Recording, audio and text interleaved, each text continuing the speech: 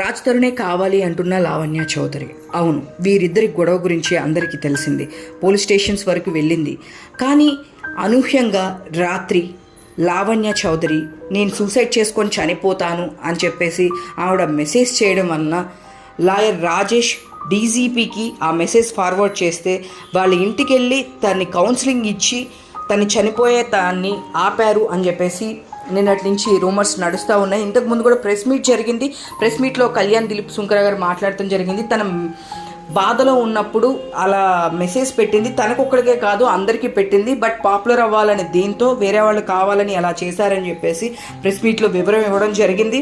తనకి ఎలాంటి బెదిరింపు కాల్స్ రాలేదని చెప్పి ఓన్లీ లావణ్య చౌదరికి మాత్రమే బెదిరింపు కాల్స్ వస్తున్నాయని చెప్పారు. అదేవిధంగా వాళ్ళ దగ్గర ఎంత డబ్బులు ఉన్నాయో తెలియదు, ఎప్పటి నుంచో బేరాలు ఆడుతున్నారు అని చెప్పడం జరిగింది. తన దగ్గర కావాల్సిన ప్రూఫ్స్ అన్నీ ఉన్నాయని, వాళ్ళిద్దరు పెళ్లి చేసుకున్నది, మల్హోత్రా గురించి కాల్ రికార్డింగ్స్, వాళ్ళ తమ్ముడు మయాంక్ కాల్ రికార్డింగ్స్ కూడా ఉన్నాయని చెప్పడం జరిగింది ఇందాక ప్రెస్ మీట్లో. ఇదే విధంగా దీని గురించి మేము కేసు వాపస్ తీసుకోము, ఫర్దర్గా ప్రొసీడింగ్స్ జరుగుతాయి అని చెప్పేసి కళ్యాణ్ దిలీప్ సుంకర చెప్పడం జరిగింది.